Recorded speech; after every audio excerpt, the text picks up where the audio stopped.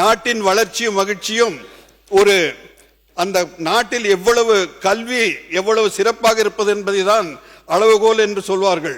உலகத்திலே பின்லாந்து என்பதுதான் அதிகமான மகிழ்ச்சியான நாடு என்று ஒரு கணக்கு எடுத்திருக்கிறார்கள். அதற்கு காரணம் அங்கு இருக்கின்ற கல்வி, அந்த கல்வி சிறப்பான கல்வி என்று சொல்லுகிறார்கள்.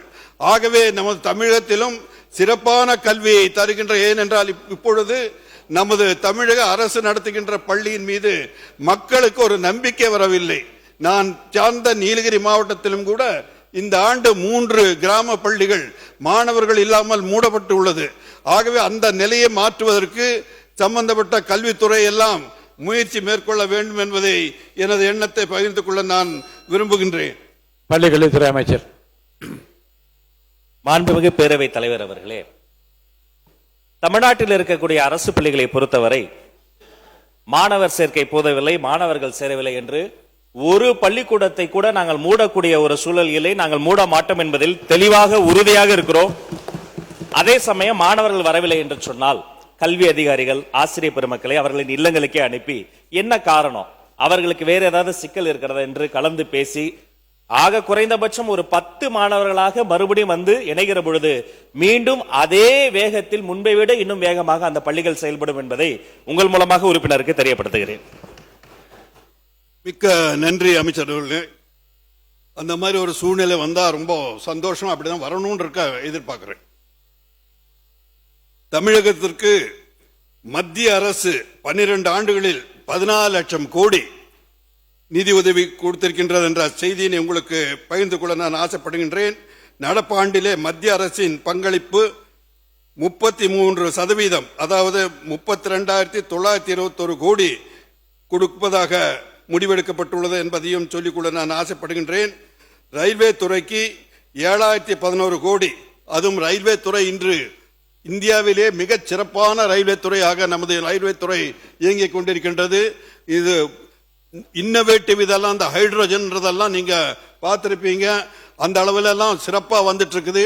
அதையும் நம் தமிழகத்தில் எல்லாம் நாம் பயன்படுத்திக் கொள்ள வேண்டும் என்பதற்காக இதை உங்களிடம் நான் பகிர்ந்து கொள்ள விரும்புகின்றேன்.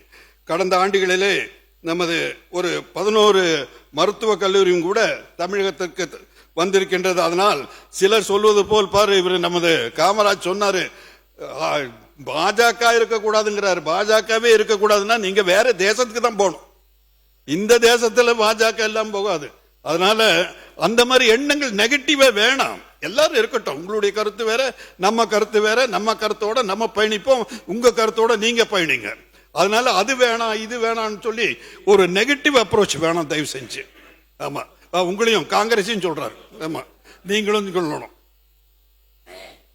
அது அல்லாமல் பேரவைத் தலைவர் அவர்களே, எங்களுடைய கூடலூர் பகுதியிலே ஒரு பெரிய பிரச்சனை இருக்கின்றது. அதாவது அங்கு இது மாதிரி தான் அந்த அனிமல் ஹியூமன் கான்ஃபிளிக்ட் சொல்லுவாங்க பாருங்க. அந்த இதுல நிறைய அந்த கன்னியாகுமரி நண்பர் எல்லாம் சொன்னாரு. அதே மாதிரி அங்க கூட யானையுடைய வழித்தடங்கள் எல்லாம் சில பிரச்சனைகள் எல்லாம் இருக்குது. அதுக்கு ஒரு மாற்று திட்டம், அதாவது மத்திய அரசில் கூட இருக்கு என்று நான் கேள்விப்பட்டேன். நமது மாநில அரசு முயற்சி செய்தால் அந்த கூடலூர் அங்க ஒரு குறிப்பிட்ட ஒரு 10 கிலோமீட்டருக்கு மேம்பாலம், பிளைஓவர், மற்ற நாடுகளில் எல்லாம் இருப்பது போல் பிளைஓவர் போட்டு அந்த வனவிலங்குகள் கீழே போவது, வாகனங்களுக்கு ஒரு தொந்தரவு இல்லாமல் போனால் அங்கு இப்பொழுது அங்க பொருளாதார நிலையே பாதிப்பு இருக்கின்றது சொல்லி அந்த மசினிகுடி பகுதி மக்கள் எல்லாம் ஆர்ப்பாட்டம் செய்து கொண்டிருக்கிறார்கள். அந்த வகையிலே எந்த இடையூறுகள் இல்லாமல் அந்த மாதிரி ஒரு திட்டத்தை மத்திய அரசுடன் இணைந்து அந்த முயற்சியை மேற்கொள்ள வேண்டும் என்று நான் கேட்டுக்கொள்கின்றேன். எங்களுடைய நீலகிரி மாவட்டத்திலே இன்ஜினியரிங் கல்வி, அரசு இன்ஜினியரிங் கல்வியே இல்லை. அதனால் ஒரு இன்ஜினியரிங் கல்லூரியும் குந்தாவிலே ஒரு அரசு கலை கல்லூரியும் ஏற்படுத்த வேண்டும் என்று கேட்டுக்கொள்கின்றேன். நான் ஏற்கனவே எங்களுடைய படுகு சமுதாயத்தை பற்றி ஏற்கனவே பதிவு செய்திருக்கின்றேன். அந்த படுகு சமுதாயத்தை நீங்கள் நமது பழங்குடி பட்டினத்தில் சேர்ப்பதற்கு பரிந்துரை செய்ய வேண்டும் என்று வேண்டி கேட்டுக்கொள்கின்றேன். தேயிலைக்கு குறைந்தபட்சம் இப்பொழுது ஊக்கத்தொகை எல்லாம் இப்பொழுது விவசாய நமது கரும்புக்கும் மற்றதுக்கெல்லாம் ஊக்கத்தொகை என்று சொன்னார்கள். அதுவும் தேயிலைக்கும் இப்பொழுது விலை வீழ்ச்சி இருக்கின்றது. தேயிலைக்கும் நீங்கள் ஏனால் இதுக்கு முன்னால உதாரணங்கள் இருக்கின்றன. வாஜ்பாய் அவர்கள் ஒரு 2 நிமிஷங்க, வாஜ்பாய் அவர்கள் ஒரே பிரதிநிதி தேசிய கட்சியினுடைய ஒரே பிரதிநிதி ஒரு 2 நிமிஷம் எக்ஸ்ட்ரா கொடுங்க. அதாவது வாஜ்பாய் பீரியட்ல இந்த மாதிரி ஒரு மானியம் எல்லாம் கொடுத்தாங்க. அதே மாதிரி புரட்சி தலைவி அவர்களுடைய பீரியட்ல கூட, அம்மா பீரியட்ல ஒரு ஊக்கத்தொகை எல்லாம் கொடுத்தாங்க. அதே மாதிரி நீங்களும் கொஞ்சம் பரிசீலனை பண்ணி நீலகிரி மக்களுக்கு ஒரு ஊக்கத்தொகை கொடுக்க வேண்டும் என்று கேட்டுக்கொள்கின்றேன்.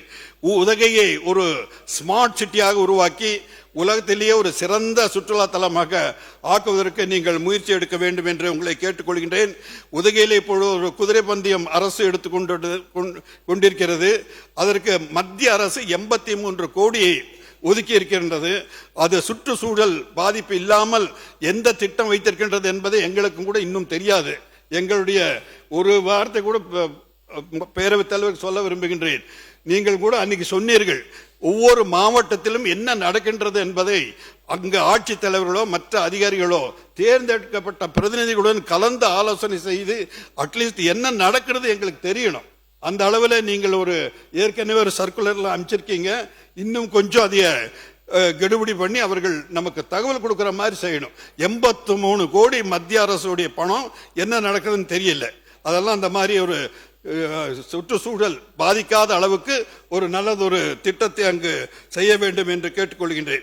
அது ஏற்கனவே வனவிலங்குகள் வனங்கள் அதிகமாக அழிக்கப்படுகின்றன. அதாவது கருவேலி மரம் எல்லாம் இந்த கோர்ட்டுடைய ஆர்டர்னால கருவேலி மரங்கள் அப்புறப்படுத்தப்பட வேண்டும் என்று சொல்கிறார்கள். ஆனால் மரத்தை எவ்வளவு சீக்கிரமாக அப்புறப்படுத்துகிறார்களோ அது செய்கிறார்கள். ஆனால் வேறு நமது ஸ்பீஷிஸ் நமது ஓன் ஸ்பீஷிஸ் சொல்லுவாங்க, அந்த மரத்தை எல்லாம் நட்டு வளர்ப்பதற்கு எந்த முயற்சியும் இல்லை. தயவு செய்து அதற்கும் சில தொகைகள் எல்லாம் கொடுத்து அதை வனங்களை காப்பாற்ற வேண்டும் என்று நான் உங்களை வேண்டி கேட்டுக்கொள்கின்றேன்.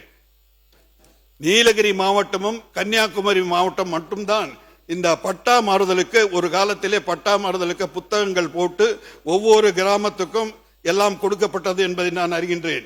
ஆனால் நீலகிரி மாவட்டத்துக்கும் கன்னியாகுமரி மாவட்டம் 2க்கும் மட்டும் கொடுக்கப்படவில்லை என்பதை நான் எனது தகவலுக்கு கொண்டு வந்திருக்கிறார்கள். ஆகவே அந்த 2 மாவட்டத்தையும் பட்டா மாறுதலே அரசு துறையே நீங்கள் எல்லாம் சொன்னீர்கள், புதிய அதிகாரிகள் எல்லாம் நியமித்திருக்கின்றோம் என்று அதற்கு நன்றி தெரிவித்துக் கொள்கின்றேன். அவர்களை வைத்து பட்டா மாறுதல், ஏன்னா சின்ன சின்ன கிராமத்தில் இருக்கிறவங்களுக்கெல்லாம் ரொம்ப சிரமமா இருக்கு. அதெல்லாமே இந்த தீஞ்சிங்க ஒரே ஒரு பாயிண்ட், மாஸ்டர் பிளான் ஒரு பிளான் வந்துட்டு ஒரு வசதி இருக்கிறவங்க எல்லாம் காசை கொடுத்து கட்டடத்தெல்லாம் கட்டிடுறாங்க. ஒவ்வொரு கிராமத்தில் சின்ன சின்ன வீடு கட்டுறதுக்கு அவங்களால முடியறதில்ல.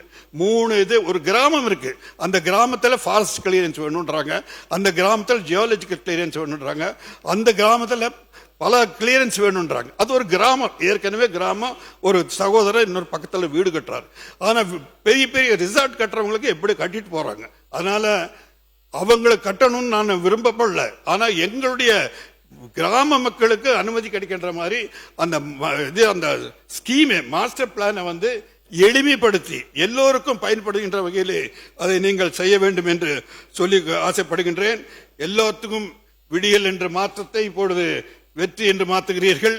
அதே போல அதாவது ஒன்றியம் என்றதையும் மத்தியம் என்று மாற்றினால் இன்னும் நன்றாக இருக்கும் என்ற ஒரு வேண்டுகோளை உங்களுக்கு விடுக்க நான் ஆசைப்படுகின்றேன்.